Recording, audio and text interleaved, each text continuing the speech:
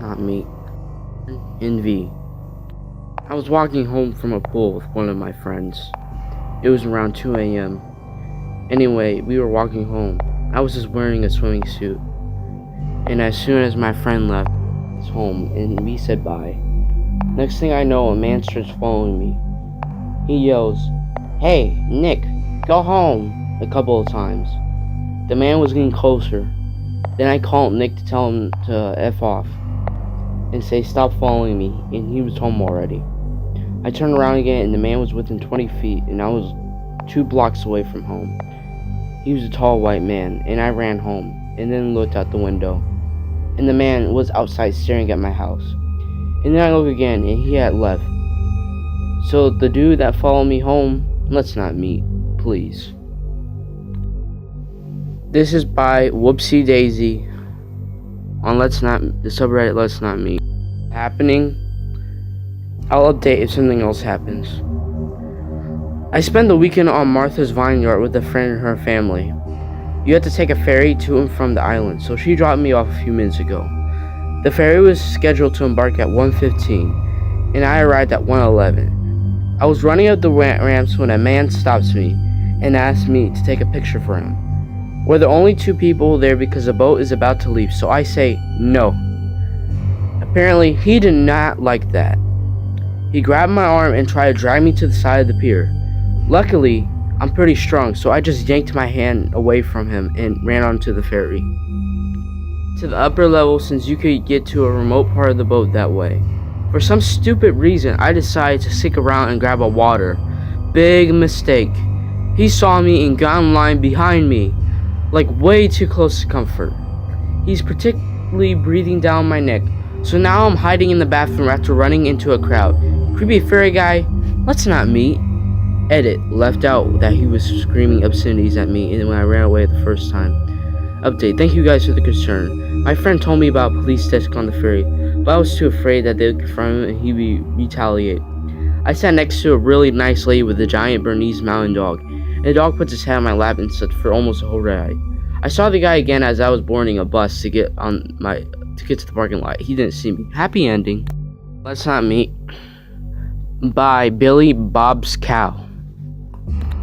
Now, visiting some family, and while talking to some cousins, we began talking about a weird homeless dude we encountered a couple years ago. I'm 13 now, so I was around 10 when this happened. While on vacation in San Andres, my 3 older cousins and I decided to walk to a small corner store to buy some chips and drinks. We paid for our stuff and started walking when out of the blue some guy starts talking to us. This exchange is roughly translated. "Hey, can you help me with something?" Camille, 15, says, "Don't look at him, keep walking." "Look, come here." He was beckoning us towards a large box or something. "No, it's fine, we don't have any money." At this point we figured he was trying to sell us something. Me, "Can you just leave us alone, please? We don't want to buy anything." Guy tries to look offended and pulls out a brown paper bag. He throws it at our feet, making my other cousin Jake Gobbo almost fall face first into a curb. The cashier side from the corner store walks out and tells the guy to leave. Creepy dude starts yelling and screaming, and now pedestrians are worried for us.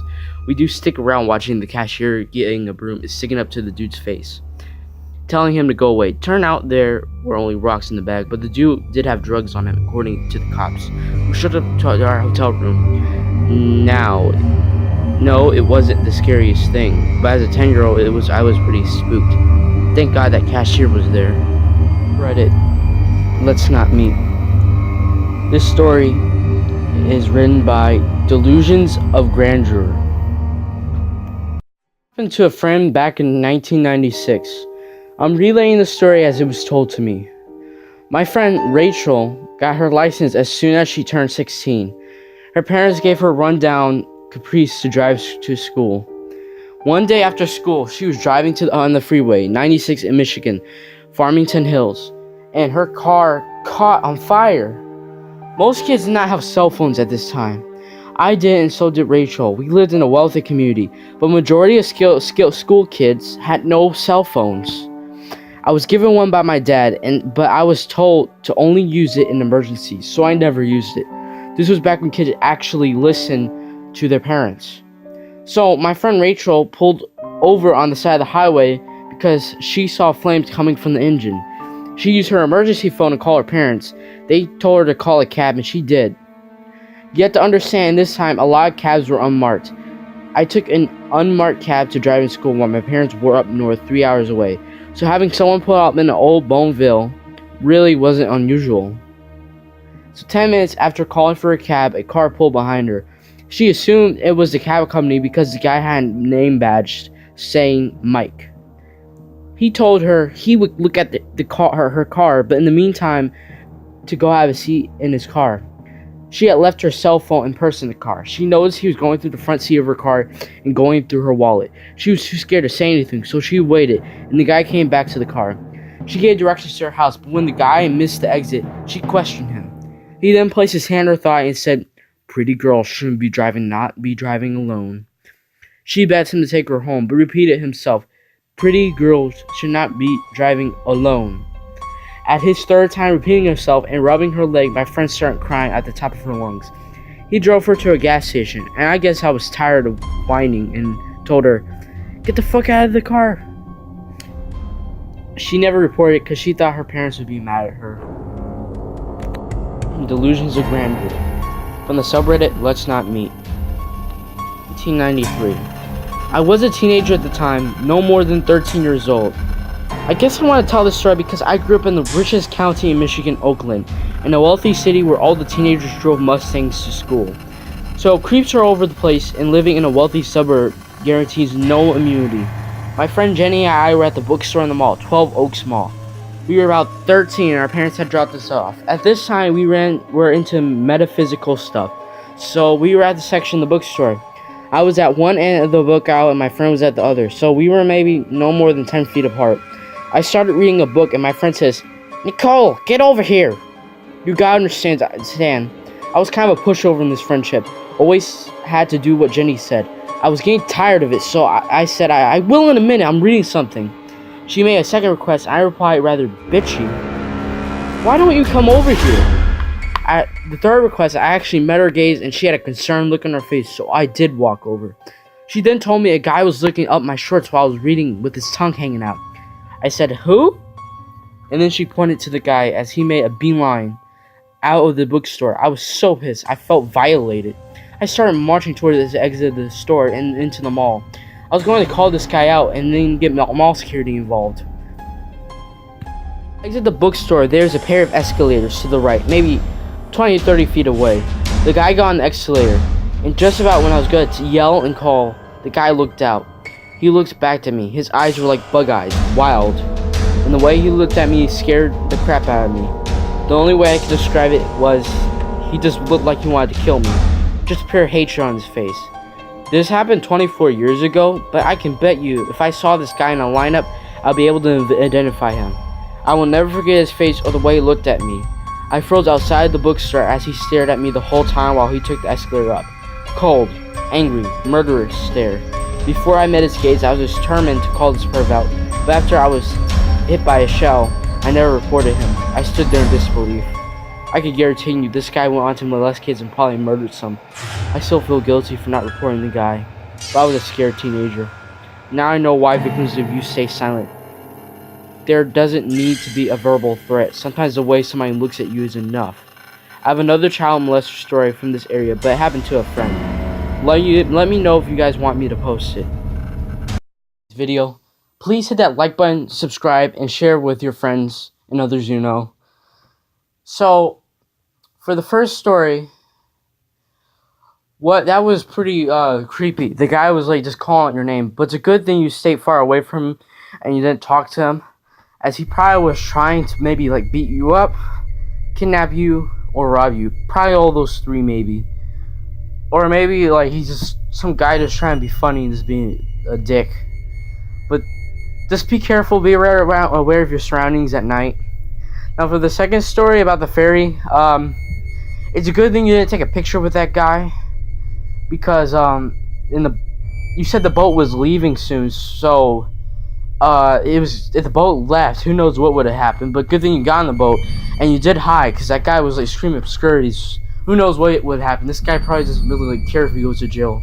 He'll probably do anything just to do something to you. But good thing he didn't see you and you got home safely. Stay safe.